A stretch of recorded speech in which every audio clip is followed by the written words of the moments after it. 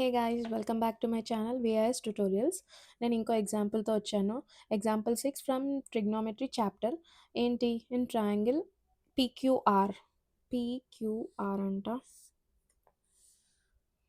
So will draw a triangle which is PQR. ఏంటి? PQ is 3 centimeter ఇచ్చాం. PQ 3 centimeters ఇచ్చాడు. PR is 6 centimeters. Determined angle QPR and PRQ. Okay, so మనం ఇది pen change చేద్దాం మీకు differentiation కోసం. ఏమి ఇచ్చాడు? గివెన్ రాసుకోండి ఫస్ట్.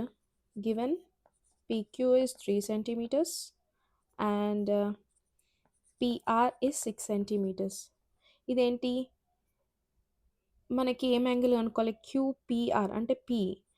ఈ యాంగిల్కి ఇది ఆపోజిట్, ఇది అడ్జసెంట్.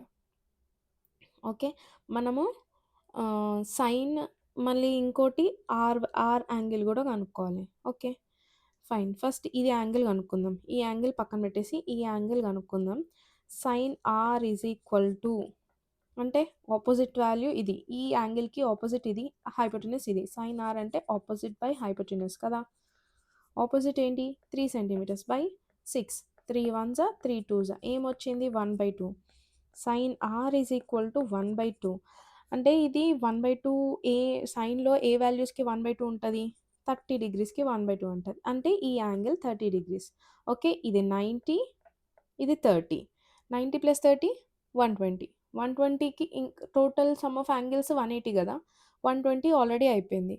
రిమైనింగ్ యాంగిల్ ఎంత మిగిలింది? 60 degrees. So angle P is 60 degrees.